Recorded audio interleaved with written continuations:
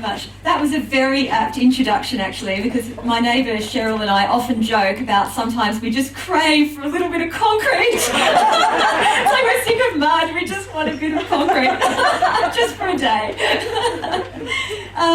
This is a really interesting experience for me. Thank you so much for having me along, everyone. I've done a lot of talking in my life for lots of different reasons, but never ever about myself. And I'm utterly terrified. So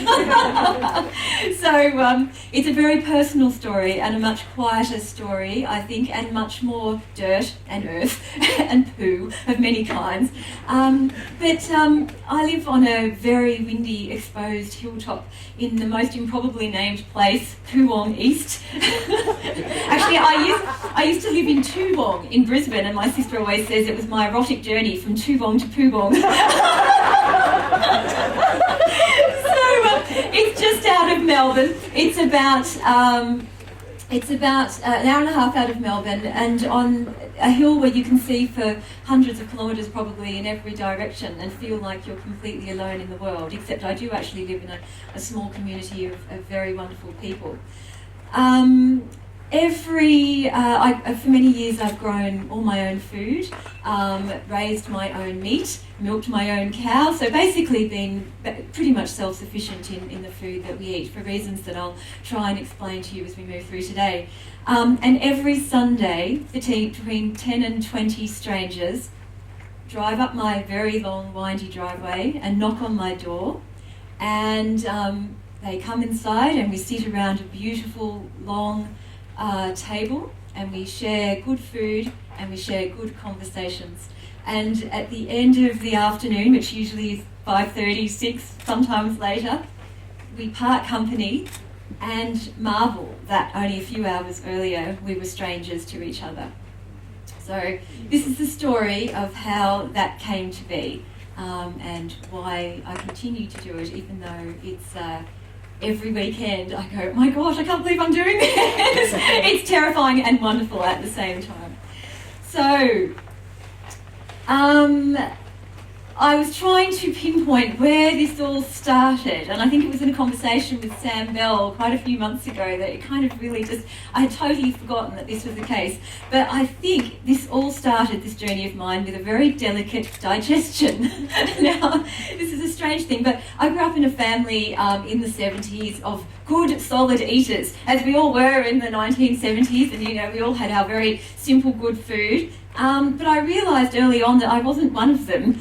Lots of things used to make me feel unwell, and I guess now that would be quite charitably called, suffering from food intolerances or something like that. But back then it was just being bloody fussy, being told to get over it lots of times, and psychosomatic illnesses were sort of, all this kind of thing. So I realised fairly on that I was kind of on this journey on my own.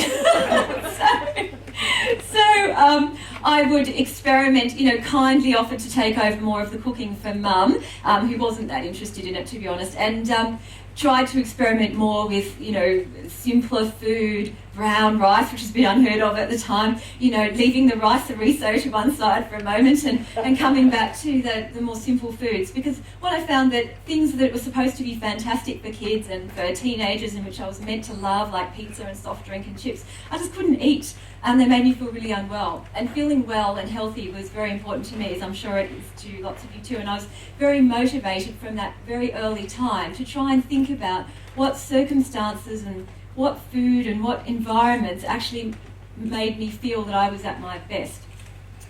So anyway, I shall just set that to one side for a moment, because quite interestingly, and with some irony, and springing out of my very strong need to conform and perform at that stage in my life, which thankfully I've got over completely, I ended up in Sydney, living in King's Cross, working in the advertising industry at a time when it was most heady and amazing, and it was an incredible time to be there. There were lots of amazing people working at Mojo and at the Campaign Palace and all of these incredible places when those amazing iconic ads like the Qantas ads and all of those things were being made. Many a jingle was being made, yes, back then. In this strange sort of turn of events, I ended up being a person whose semi-specialisation was working in snack foods. And it wasn't intentional, and I didn't kind of end up there, but somehow that was where I always seemed to the clients that I was placed with and where I kind of was working. It was a very strange thing because it wasn't food that I ate myself. And over the years, I became more and more protective of the consumers to whom I was meant to be marketing these products. And I can remember one day, I won't name names, but a particular a confectionery brand marketed at children that, I was in this meeting and they heartily believed that this was a healthy product for kids. And I was sitting there going, they wanted to advertise in health food magazines. And I remember thinking something is wrong here, and I can't continue to say, yes, that's a great idea. I just had this incredible need for my beliefs and my actions to come into closer alignment. I could not live any longer with that gap. So I was walking down William Street one day, amidst all the cars and the pollution and whatever else, and I just thought, this feeling has become so pressing that I've got off at the wrong stop, that there is too much of a gap between what I believe and what I need to do, that I just walked straight into work. I was meant to be giving this huge presentation that day, and I just said, that's it. I cannot do one more day. And actually, to my manager's credit, he turned around and looked at me and he said, you know what, I think you're right, you were never right for this world. Yeah. And it was a very generous thing to say, and he kind of released me without regrets, if you know what I mean, and that was a wonderful thing to do.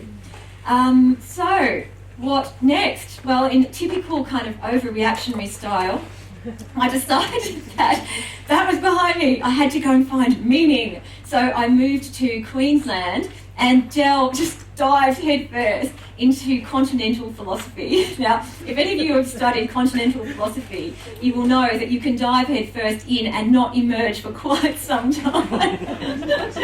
Well, I did emerge 3 years later, dazed, confused, trying to find my way out of Heidegger's clearing, and not at all sure at all what the original questions were that I was trying to find the answer to. I just had sort of, everything had become so disconnected and disjointed, and sort of words had become meaningless. So I knew that I needed to find some grounding, and I needed to find some earth, and I needed to go and do that quite urgently. So I meandered my way back down the east coast and ended up in Canberra. I'd actually won a scholarship to ANU to do further study of philosophy, and just decided when I walked through those corridors full of fluorescent lights and people who really weren't that interested. I mean, I hope there's no one here from the philosophy department at ANU, but it did seem to me that the philosophers in a way have really done us, have failed us in a way. I think, having spent that time in academic philosophy studies, philosophy has turned inwards and wants to make, or seems to value, language becoming less penetrable and experience becoming more rarefied, and people being more special than other people who understand ideas versus those who don't. And I just felt that, perhaps these ideas and these questions that I was seeking, this grounding that I was seeking, was going to have to come from outside that world.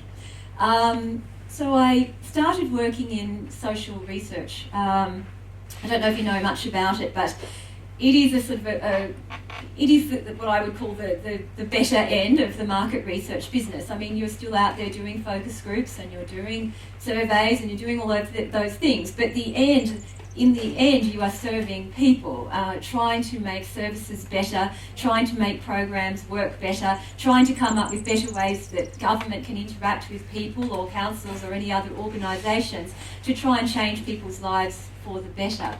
And as part of that, I was lucky enough to be working in that field at a time when there was a kind of seismic shift in the way that environment was being seen, I suppose, in government policy and in programs. And it was when the Murray-Darling Basin Commission was just being set up, and I had this wonderful opportunity to be part of a massive study where we basically roved up and down the whole Murray-Darling Basin, speaking to all kinds of people involved who had something to gain or lose as part of that process. So I spoke to Indigenous people concerned about waterlands, which was, just amazing experience, wetlands. I spoke with farmers who would lose their allocations. I spoke to people who wanted their more water, etc. But it was also at that time, and this is why people were so concerned with thinking about water, there was no water. The river was dead, it was dying, and I mean, seeing this river just a trickle, it was unbelievable. And driving up through places like Deniliquin, which had just had to stop all their agricultural production because there was just nothing, everything was gone. So I sort of looked around at these amazing people and the struggles that they were going through. I remembered being in Queensland in that incredible drought where everything basically turned to dust. I saw people being broken, really crushed by trying to make a living from the land. Yet at the same time, I wanted a bit of that for myself. I really did want to find somewhere to be. So I decided that I would buy a farm, but I wanted to be free from that concern, or at least semi-free from that fear of that crushing drought. So I opened up an atlas, a map of Australia, and literally dropped a few pins in places where I thought rainfall exceeded evaporation and were within striking distance of a city. There's actually not that many in Australia. Look, that place called Puwongi seems to be very nicely positioned near an airport and a highway, because at that time I was still having to commute all over the place. Pretty much sight unseen, bought a farm off the internet. So that was my crazy story. So suddenly here I was on a farm, a beautiful piece of hilly land, which I didn't realise at the time is not that great for doing lots of different kinds of farming, but on this incredible rundown, wild, crazy hilltop. Having never done a day's farming in my life. Sorry, to cut it very short because I don't want to run out of time. The next few years are basically a blur. It was an incredibly joyful, exciting time, but I did spend most of the time crying. I can't really tell you what happened other than it was, there's a lot of truth in all of those things that people like to dole, those sayings that people like to dole out to you, such as, where there's livestock, there's dead stock. Yes, that's true, I found that out. And what doesn't kill you makes you stronger. So it was a huge learning time for me, just being exposed to physical effort, to psychological effort, to the beginnings and endings of things, of being immersed in that and being completely unable to turn my head, but just because it didn't please me or it made me feel bad. Having to stand in the full force of nature, I suppose, of the wind, of life and death, of soil and shit and everything else, and just go, okay, lay it on me. I'm the only one here to deal with it. It was an amazing time. I started to grow my own food. I started with just a small patch in the dirt, and gradually over time grew more and more and more. Going back to my, that interest in trying to make my body feel better, I became more and more interested in how different food tastes when you've actually picked it just then. I found that actually if you pick the broccoli yesterday, it tastes even different than if you pick the broccoli within the last 10 minutes and eat it. So, the actual freshness makes a massive difference to the quality of the food that we eat. So my garden was getting bigger and bigger. I stopped buying veggies, I stopped buying fruit, I bought the cow, I stopped buying meat, and I haven't eaten meat in fact that fish was the first time I've eaten anything for a long time, sort of meat that I haven't actually grown myself, that I'm comfortable with, that I knew where it came from and how it lived and died. So I learned that the food, from the shops, even the good stuff, doesn't come close to the food that you can actually grow yourself. Now, we're not all in a position to do that, but it was a really amazing, it was an eye-opener to me, because what I found was that all those things I thought used to make me feel sick no longer did. I could eat apples by the ton. I mean, I could just eat all of this food, and it didn't seem to have any effect on me other than to make me feel good and healthy. So it really got me thinking about a lot of that stuff. It also got me thinking about the idea that, food is not easy to grow. It's not an entitlement. It's something to be grateful for. When it goes well, it's wonderful, but it often doesn't. There are seasons when you live in absolute luxury, and there are seasons when you eat a lot of broccoli, and that's, that's the way it is. But I think, it really began to dawn on me that, after a lifetime of scoffing at the idea of saying grace and all of those kinds of things, that there's a reason that people do that, and it teaches you something very, very important about gratitude. Anyway, I'm going to have to fast forward to stage 3. Here I was now surrounded by all this amazing food, not enough to kind of sell at a farmer's market, but way too much for us to use, our little tiny family of me and my daughter at that stage. So I decided that after this period of being very inward looking and these internal struggles, that the time had come for me to open the door to the world again. And so this little business of Tamsin's Table was born. So very quickly, hospitality, what does it mean? These are something that really got me thinking as I started to think about food. This idea that hospitality as we know it now takes place in public kind of commercial venues, where the person who cooks the food is not your host, where there's an intermediary, the waiter, who comes and sort of is the spokesperson for the person who cooks the food and parrot-like says the words that the chef wants them to say. And I was thinking about how really eating in the home is a far more interesting experience. There's usually so much more at stake. Think about our expectations of the family meal, what we bring to that sitting down in the evening, our hopes, our fears, our expectations, and our wishes for something to be nourishing and good and to grow us in all kinds of ways. Now, the family meal isn't always like that, and I think a lot of us probably bring a lot of anxiety to the evening meal. There's a lot of expectation around this idea that, something fantastic should have happened between a bunch of really tired, cranky people at the end of a long day. And I could really see how that sort of perhaps had closed down that really the much more ancient idea of hospitality, which is to open your door to a stranger, invite them into your home, you know nothing about them, but maybe there's a new conversation to be had and an adventure to be gone on together.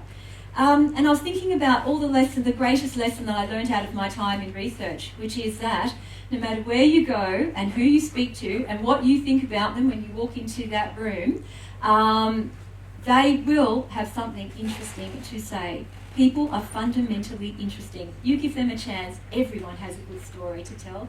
Everyone has something to say that you never thought of before. And basically, people are good. I mean, I just think that generally speaking, we are good. People are good and they are to be trusted.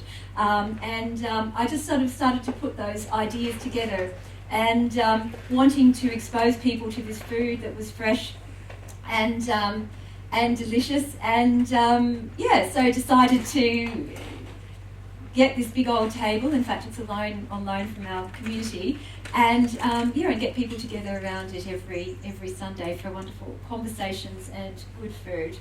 I'm sure there's lots of other things I was going to say, but I shall just finish up by saying that I live on a windy hilltop in Coorong East, and every Sunday I open the door to 10 or 20 strangers.